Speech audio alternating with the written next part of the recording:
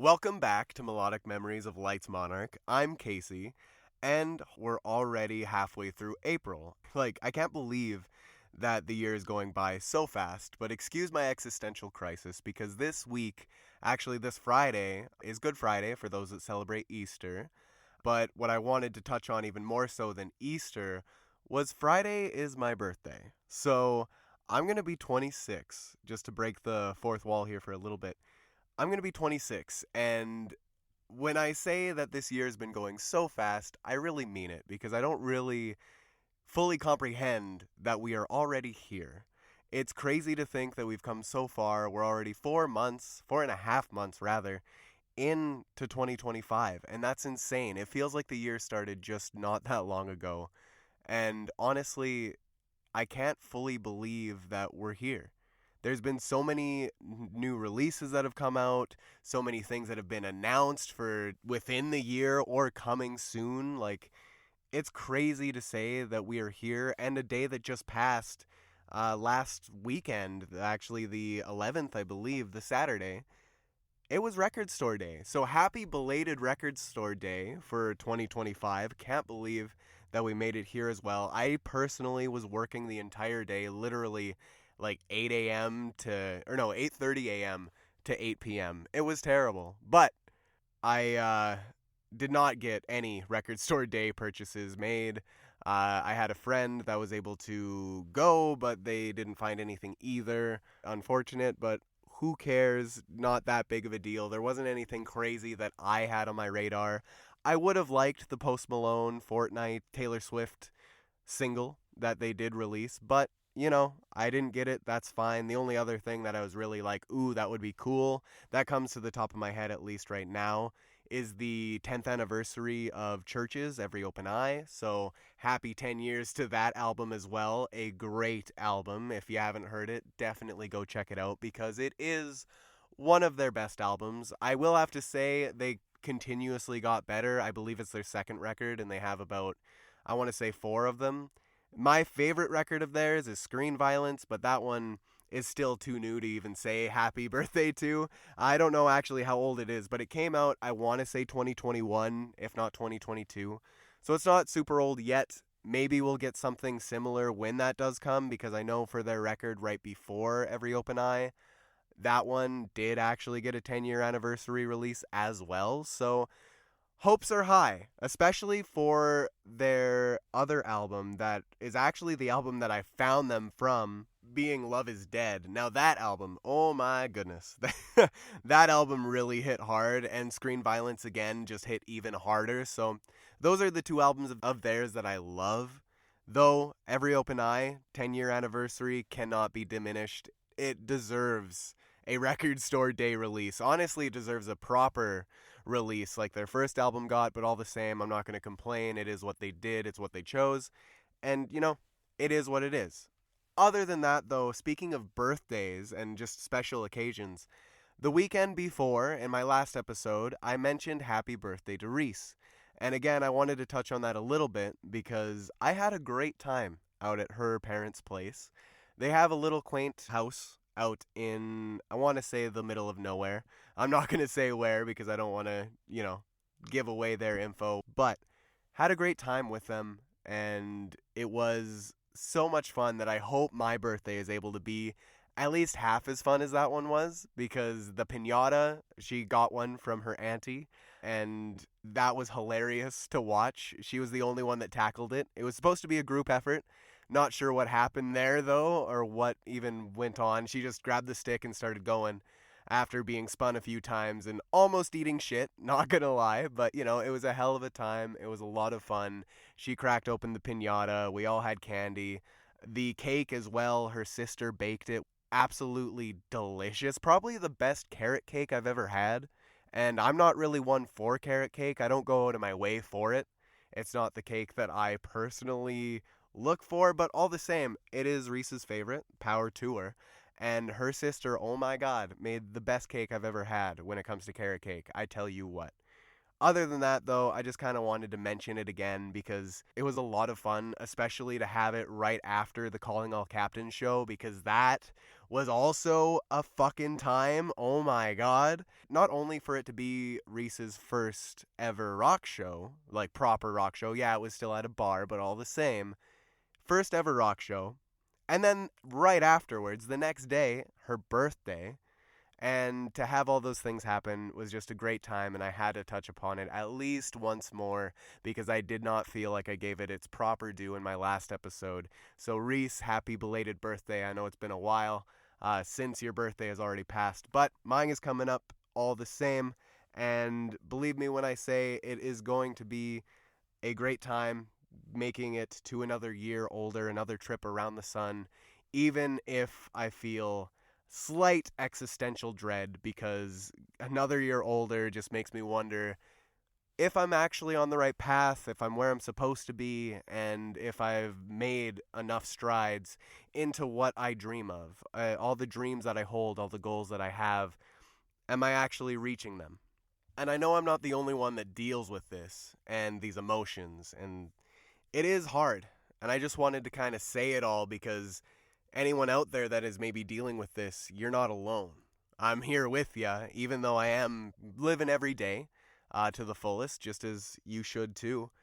Just always strive to be the best person you want to be. And so long as you are doing everything that you can to make yourself proud of who you are, what more can you ask for truly than just to be proud of yourself and be that better person, that bigger person, to not shit on the little guy, to not take that easy cake, try to actually work for something and get to your goals. And I don't mean to be like all super prideful or sound like I'm preaching here, but all the same, I just needed to share it because my birthday's coming up. It makes me think a lot. Another year older, I'm going to be 26. It makes my mind spiral a little bit. So to be able to say some of the thoughts, some of the weird little random going-ons in my brain out here really helps. And if anyone needs to share anything that they've got going on, my socials are at Lights Monarch. I know I'm not a therapist, never going to pretend to be one unless if that somehow happens down the line, but that requires schooling, and I'm not even going to pretend to be a professional helper. But if you need all of my socials at Lights Monarch, I'm around, feel free, because I at least have an idea of what it's like, so no, you're not alone. All the same, though, we're in April, halfway through, and on the 10th, which was not so long ago, meaning I believe Record Store Day was actually the 12th, all the same, doesn't so much matter, Crystal, my friend Crystal from Chicago, she is up here visiting me. And it's crazy to think that it finally came to be. It took a very long time. It was a trip that was planned for, I want to say, or maybe not planned, but up in the air for at least like a good year, because she was around here. She came to visit me here last year around the exact same time. So it was about a year in the making, and we finally made it happen. And so far, like, it is still just in the beginning of the trip, but it's been pretty fun. Been a good time all the same, even though I have been working, but we were able to go see my buddy Damien just the other day, and his new fiance. Just wanted to shout out them because crazy to think that people are getting married and about to start families, even if it is just the two of them, and then like adding upon that. It's wild.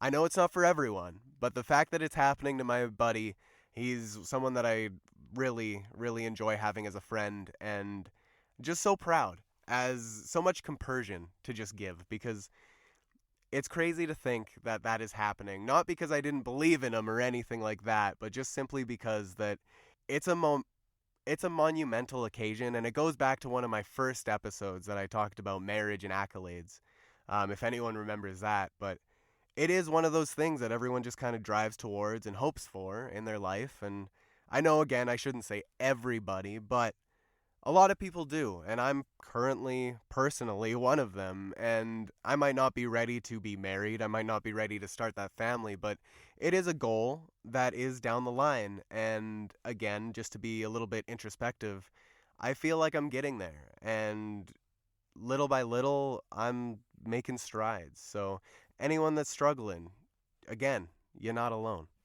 To go back to Crystal, though, and her being here, crazy to think that she's finally here. It has been a very long time coming, and in saying that, we've actually not done a whole lot yet aside from that quick visit and just kind of enjoying people's company, her saying hi to some of my friends that she knows, and just kind of settling in. But this weekend being Easter weekend, we're going to go up and see some of my family. And then right afterwards, literally right afterwards, I think the next day, the 22nd actually, is the Devil Wears Prada with Acres. Granted, I know there's more bands than that, but the Devil Wears Prada tour with Acres, that's the one I'm wanting to see because obviously love them. Along with, I believe, Era is another opener, the second headliner, I want to say, and then Devil Wears Prada. I think there might be one other band that I'm forgetting, and apologies on that one, but all the same, we're going to that show, and I'll be sure to video it as much as I can while still enjoying it, because obviously, got to find that perfect balance. But it is something that I am personally looking forward to, and can't believe that it's finally here, because I feel like I bought the tickets a long time ago. I was ready the instant they went on sale, and I bought that shit because Acres, they're coming to Edmonton? Unheard of. I wouldn't have even dreamed of them coming this close, but the fact that they are is something I am very excited for. Acres, they've got a new record on the horizon. May 2nd is their new album release date, and the album is called The Host, which I am personally super excited for. Again, just so much excitement, can't stress that enough. But the new single that they just dropped actually on the 11th was called Built to Bleed.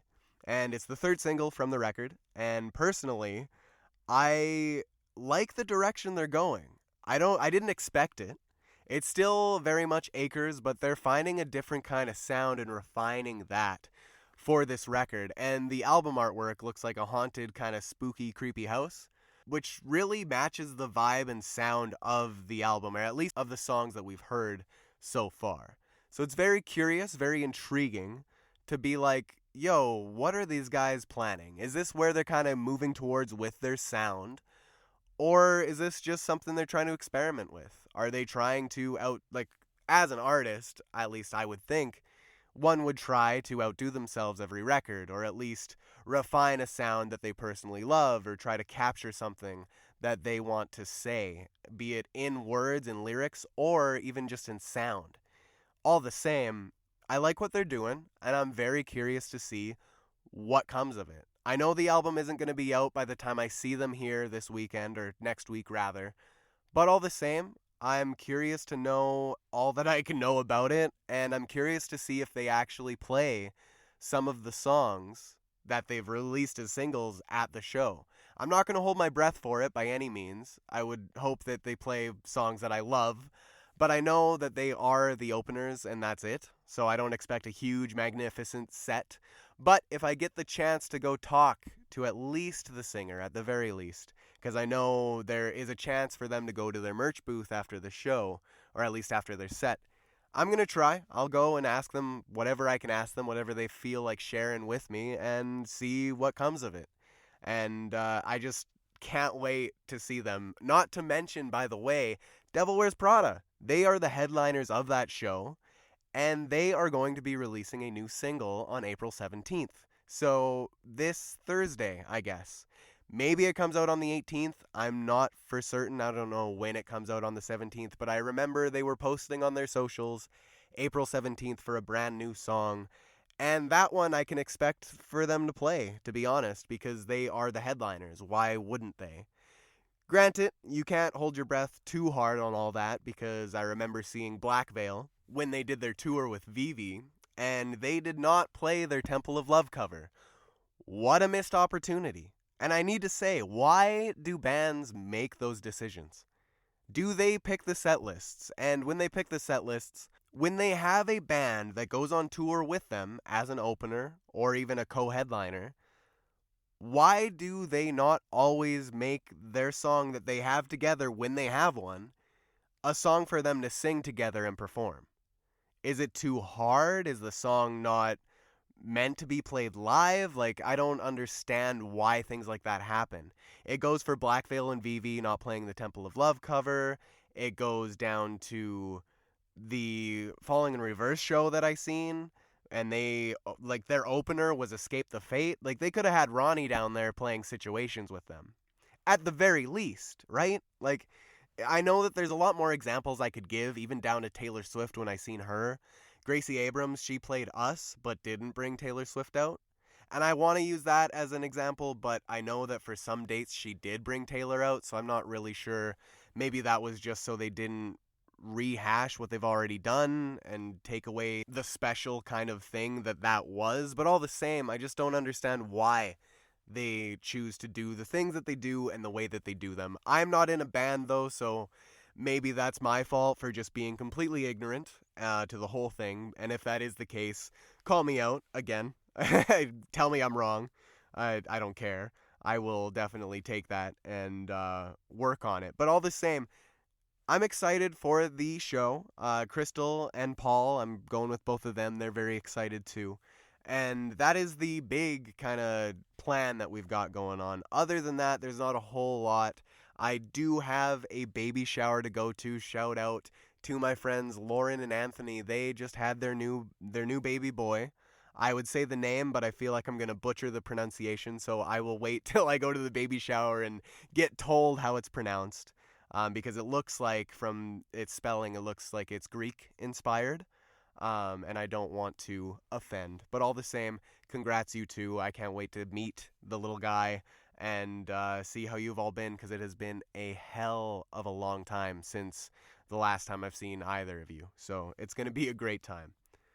Also, to kind of move on from all that, the fact that Coachella is going on right now, I feel like I should be more excited for it because it seems to be huge in the music realm. And I know that looking on Twitter, it's everywhere. Everyone's talking about it, everyone's going to it. And I know that it's always been a huge festival, but this year just feels different. And I don't know if that's because they changed the way they're doing things. I don't know if that's because of the lineup that they have compared to past years. I'm not even sure. But I do have to say, I am very impressed with what I have seen so far. I did not believe that Green Day would have been a Coachella headliner, but they are. And I guess they've been doing great things. They have actually a deluxe version of their new album coming out soon. I would talk more upon it, but I haven't actually listened to the album itself, so I don't want to talk where I shouldn't. But on one that I can talk about, because I actually know the song, something that really stood out to me was Megan Thee Stallion. She, I believe, headlined one of the dates. I'm not certain on that, don't quote me. But she did bring Spirit Box out on stage to sing the song TYG. Tig. I don't know if that's how you say it. Again, I don't listen to Megan Thee Stallion very much. No disrespect to her, just not my vibe, not my kind of music. But I did check out that song and the other one that they have, the remix from her album prior, or at least the non-deluxe album, all the same. I was interested and intrigued. The song itself, TYG, I'm not a huge fan of. Again, just not my vibe, really. But the fact that they brought Spirit Box out to perform it with them on that large of a scale, that large of a stage, is insane. For a band from Canada, and this is why I'm even saying it, like, just a small metalcore band, and I say small loosely because they're definitely not small anymore, but just from a band that came from such humble beginnings, to be able to be on such a large scale stage and to be renowned as such a live act to see, it's crazy. It's wild that they're getting this recognition, and I hope it means that next year they might move more towards a little bit more rock and roll, more heavy kind of stuff for Coachella.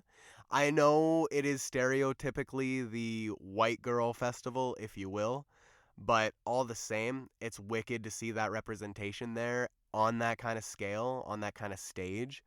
And I just have to say props to Spirit Box for being recognized for what they are. So happy on that. And not to mention, before Claro was introduced, I have to give Bernie Sanders, my boy Bernie Sanders, I know I'm Canadian, but fuck, love that man. He came out on stage to introduce Claro. And again, I'm not super political on this podcast, and I'm not going to begin to be, but I do have to say, it was crazy to see him come out there to so many people. And not only to so many people, but to so many people cheering for him and chanting Bernie. Like, I watched some of the videos, and it was very interesting to see. I gotta say, props to him for saying what he said on such a scale, on such a stage as well. And the fact that some of the things he said got just people cheering like crazy. And when he mentioned Trump, the large boo from the entire crowd just is something that kind of made me smile and made me happy, in terms of just having hope for the future of the world. I know I'm not American. I don't know what everyone's going through, and again, I just I just want people to respect one another and be able to have varying opinions. Just because your opinion's different than mine shouldn't be the end of the world. We should still get along to work towards a bigger and larger goal that benefits everyone that lives on this planet, and not only the people but the planet itself, the animals, the plants, the tree, like everything of the sorts, the environment. Everything just needs to be done in a certain way. And Bernie, I gotta say, the way that that man speaks, what he says, I can't help but agree with and just applaud him. So, congrats, Bernie, for being one of the standout things from Coachella that recently happened. And to get as much clout as he has from this is crazy to see. Good job, Bernie. And the fact that you're still going strong and talking about what you believe, props to you, old man Bernie Sanders. What a legend. The last thing about Coachella, though, I have to touch on before I move on is Lady Gaga. Okay, I don't have a lot to say about this, but Mayhem did just recently come out, maybe last month at this point. Time is blurred together, believe me. I'm dealing, but Lady Gaga, she did a Coachella headlining performance, and her set was massive. Let me see if I can find it. So the set list here, I finally found it. They were split into different acts. Act 1, 2, 3, 4, and 5. And I haven't watched the performance. I'm not even going to pretend that I did. I'm hopefully going to check it out on April 18th, my birthday, Good Friday, all the good stuff. Because I seen that the post said that it was being live streamed. I missed the 11th, unfortunately, because I was busy. All the same, though, with Lady Gaga, she seems to be doing some sort of, from the slight clips that I've seen, a fight with herself. At least in the one that I seen. It was her different eras fighting each other. That's all I seen. I don't want any other spoilers. I will see it when it comes out. But all the same, I just wanted to touch on the set list because this is something that I did know about. And I gotta say, as somebody that isn't a huge Lady Gaga fan, I don't know the weight of all of these songs.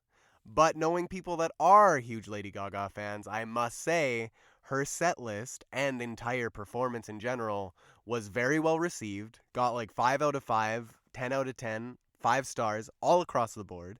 And no one, I haven't seen a single thing, a single person say or be disappointed from this. And the set list, to just touch on it, went Act 1 of Velvet and Vice, the intro, the manifesto of mayhem, into track 1, Bloody Mary, Abracadabra, Judas, Shicey, Garden of Eden, Poker Face, then Act 2, and she fell into a gothic dream with Perfect Celebrity, Disease, Paparazzi, Alejandro, The Beast, into Act 3, The Beautiful Nightmare That Knows Her Name, Killa, Zombie Boy, Die With a Smile, and How Bad Do You Want Me, into Act 4, To Make Her Is to Lose Her, Interlude, Abracadabra, the new remix of it. I would try to pronounce it, but man, I've probably already butchered a few things here, so I'm going to pass it. But the new Abracadabra remix that just dropped. Into Shadow of a Man, Kill for Love, Born This Way, Shallow, and Vanish Into You. To finish it off with Act 5, Eternal Area of the Monster Heart. Bad Romance. What better song to end it on than Bad Romance? That one's a classic. I remember it very well from growing up and just as a younger kid when it first actually dropped. I gotta say, I think I remember the music video coming out for it, and fuck, was that a long time ago. But wicked set list. I don't even know all the songs on it, to be honest, and if I butchered any of it, I apologize, little monsters. I don't mean to offend, but Lady Gaga is crazy. She is insane in the best way. I really, really gotta say, I know I wasn't much of a huge fan of hers before, but this year with the new album release and everything she has to say and just who she is as a person, at least for what she shows, I gotta say, I'm a huge fan of her. I don't know a lot of stuff, but just like her essence and her as a person, as an artist, I respect so very much. And that's actually how I felt about Taylor Swift for the longest time before falling in love with her music for myself, which actually happened just the last couple of years ago. So maybe it's on the horizon to fall more in love with Lady Gaga. Whether or not I will, who knows. All the same, though, the performance, Coachella, she was probably the ultimate highlight of what's happened so far. And I just needed to share it because Lady Gaga, this seems to be her year, amongst many other artists, of course, but she's making strides and she's proving that her art is not dead and that she can still make absolute bangers and still have people care and make a fucking statement for things that she believes in. And those things alone, utmost respect, Lady Gaga. Holy hell. Lastly, I just wanted to touch upon a few more things. More so just new releases that came out, things that I've been listening to, or if I haven't been listening to, at least have been on my radar. So a few things that have come out, more so things that are upcoming releases. But for the things that just kind of recently came out, for the new and upcoming releases, I have to touch upon Vamp by Magnolia Park. That just recently dropped, and it's something that I haven't heard all the songs from yet. I've still only heard, I think, one of the singles. I've tried to stay kind of blind from it because I've never heard a Magnolia Park album. I like them for what I've heard of their songs. I've never heard a full LP of theirs before. And that personally makes me very excited to check this one out because the vibe of it is immaculate. The fact that it is called Vamp, I just kind of get a chuckle out of. I like it. But even more so with their Eye to Eye cover that they recently did for the Disney Goes Pop Punk, or Disney Goes Punk, whatever it was called. The recent release, anyways, they did a cover of Eye to Eye, and that, my god, I know that's not how they normally sound, and that's why it was so jarring to hear it the first place, but I love that song, and that cover I adore as well, so I know that it might not sound like anything on this album, but it does build that little hype, just the littlest bit more than I would have been otherwise. So Vamp by Magnolia Park, that is out. Go stream it if you care to. They are a cool band. Very big things happening for them, I gotta say, on the horizon. I don't know everything in specifics, but I do know just with how much effort they put into everything they do, big things are bound to happen. Also, back to 21 Pilots. They're back somehow. I don't know why. I'm not going to complain, though, because they are, as everyone should know by now, and the reason I say it the way I do, 21 Pilots is my favorite band. One of my favorite bands, rather. Can't throw shade at Black Veil. They hold that title, always will. But 21 Pilots, holy fuck, are they ever close to being my favorite, because I adore them. Everything they do, everything they have done, never have had a misstep in my eyes. And they just dropped Doubt, the demo version of Doubt from the album Blurry Face.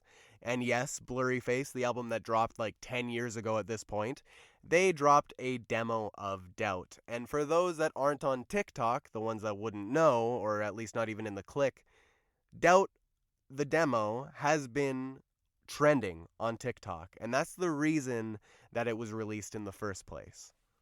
To give some context, Tyler Joseph and Joshua Dunn, they were on stage in Poland playing for the crowd, and they stopped the show, ended up moving into the next song, and this next song was what we found out to be the demo of Doubt. They played that shit live. Hello? To play a demo version live? What? Like, okay, to give, again, context, the song was trending on TikTok as a sound, and because their label reached out to them, Tyler remembered that he had the demo on a hard drive lying around somewhere, and yes, they were in Poland, so they reached out to their family back home, whoever had access, I'm not certain who, but they reached out, they found it, they posted it, and they got it up on streaming services. all within 48 hours, which is crazy to think. But crazy to think in the sense that a new demo dropped because people were listening to it on TikTok. It's something that I am like hell yeah towards because it's more 21 Pilots, more, more content from them, more art from them is always going to be welcome and a good thing in my eyes. But the only thing, and this is the only thing I have wrong with it and the whole situation, is that why did you release the Doubt demo? I know it's trending, but why release it for that reason to not ever have re-released Regional at Best? I know it's an album they say doesn't exist, quote unquote, but fans have been asking for it. I want to say relentlessly. I think every single day somebody out there asks for Regional at Best to be put on streaming services or at least to be re-released and acknowledged in some way. And yes, they've acknowledged saying that it's an album that doesn't exist. I understand that.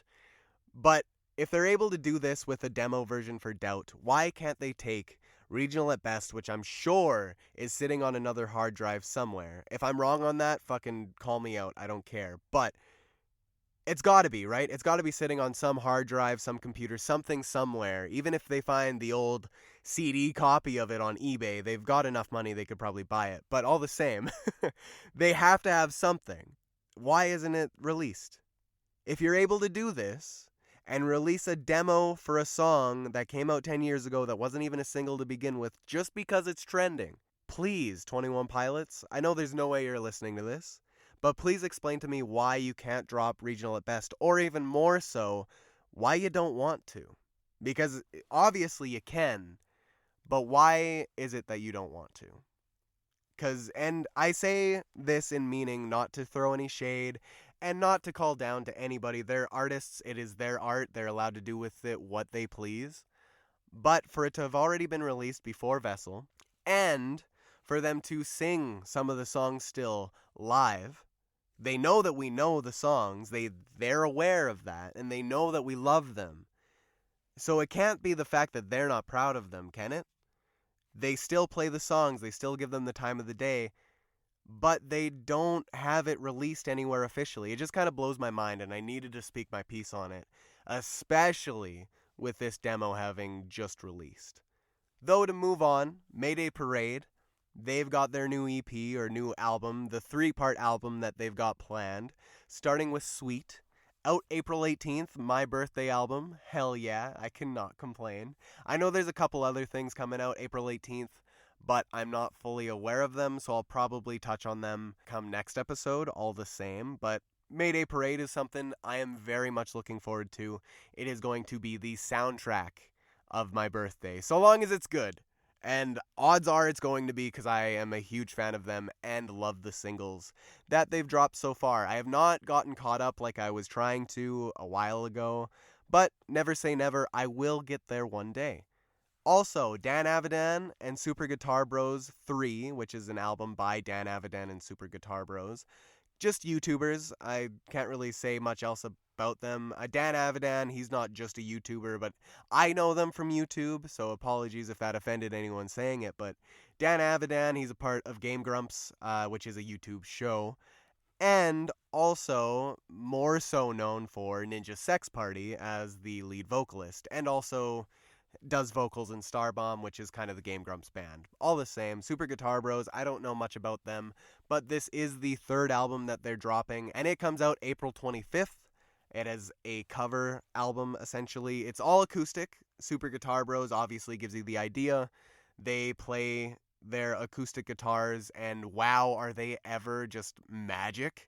Like, talk about magic fingers, I'm sorry, but like, hell, they are crazy. So give that a listen when it comes out, even if it is some of their older stuff, because I am wowed by it. One that I would recommend to everyone if they do want to check it out. It's not the best one that they did, but it's the one that stuck out in my mind so long, ever since the album dropped. Get Lucky. Their cover of Get Lucky, yes, Daft Punk and Pharrell Williams, I believe. That song, they covered it, and I would say more, but just listen to it, because it is so strange in such a good way if you like acoustic guitar. Something else coming out April 25th is the new Ghost album. Wow, a new Ghost album literally a week away. I know I'm not a huge fan of Ghost. I can't say I am, but I love their shit. I do. For what I've heard, I love it. And I have to thank Rosie for that because holy hell, I would have been sleeping under a rock for a long time and missed this album entirely. I believe it's called Skeleta, and it comes out April 25th. Very excited for it. Their single Satanize and their newest single, which I would say the name of, it's Lacrima.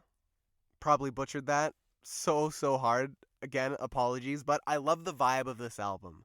I love what they're going for with the singles. It seems like it's very monster themed, which kind of is akin to what Black Veil's doing, not gonna lie. But Black Veil hasn't released any music yet, have they? So, all the same, this album's something I'm very excited for. It is going to hold me and tide me over until Black Veil comes out with their album. Not entirely, because there are some other albums coming out after it that are just so exciting, like the Acres album and also Sleep Token. Hello? Sleep Token's album comes out May 9th. I know we've known this for a while, but even in Arcadia, drops May 9th. We are so close to it, and it is an album that will be my first one that I listen to on release day from Sleep Token, because whether or not I've heard the singles or all their other albums, all their other songs by that point, regardless, I plan to listen to that album and really take in everything they say and just see what they've got, because I know so many people are excited for this release, and it is probably going to be a lot of people's release of the year. And I'm excited to know what the hype is all about and why they want to release another album. Like, what do they have to say? Let me hear it, Sleep Token. I want to know what you have to say and why I should care, because I already do, and I'm excited. So please, give me your music. I want to hear it. Let's fucking go. Other than that, though, From Zero, deluxe version from Linkin Park, comes out May 16th. We still only have the one single for it, but all the same, we're getting there. Hell yeah. And Arrows in Action also drops an album May 16th, or maybe more so an EP. They say it's part one to their album. I don't know exactly what that means. I don't follow them super closely on socials, but I did see that it said part A, and it's exciting. It comes out May 16th. The singles they've released for it have been absolutely amazing. Top tier Arrows in Action songs, not gonna lie. Nothing to be disappointed about there, and it's just around the corner along with From Zero. The last thing I needed to touch upon was MCR. They've got 3 Cheers for Sweet Revenge Deluxe Edition coming out June 6th. We got the very first single, if you want to call it that. It was a live version of I'm Not Okay from back in 2005. Yeah, 2005. It sounds rough, it sounds emotional, it is very of the time, and I have to say I'm pretty excited. I'm not a huge fan of the fact that it isn't a brand new album, it isn't new music. That's something to kind of be like a little bit butthurt about, but again, they're the artists, they're allowed to do what they want to do and release what they want to release. So power to them. The fact that this is even a thing is crazy to think after it's been so damn long since the original came out back in 2004. It's wild because it is a classic 2004 album remixed by Rich Costi and 4 bonus live songs that have never before been released. It's interesting. I don't know exactly what remixed album means. I don't believe we're in store for a remix album where it's like something akin to Millennium or anything like that, or those kind of remixes. I believe, or at least I want to believe and want to hope for it being a remixed album, in terms of it just being an album that they went back to and remixed some of the sounds. Not adding different things, not changing it, but just remixing, remastering, releasing it a second time. I don't know exactly why they're even doing it, because again, the album is considered a classic. But if it is an actual remix album, I guess we're in store for whatever we're in store for. And when they do finally release a song from it, or wait till it actually comes out to actually show us what it sounds like, I guess we're in for a treat regardless, because MCR, they're bringing something out for us to enjoy. And that doesn't happen often or near enough. So, MCR, hell yeah, love to see you back. And I will see ya in August. I'm so hyped for that. Long live the Black Parade. Thank you so much for listening to me and all my rambles. I hope everyone is having an amazing day. It is spring. We're almost there. It's almost my birthday. Reach out to me at Lights Monarch on all platforms. That's where you'll find me. And thank you so much for listening again. And thank you for discovering the music within.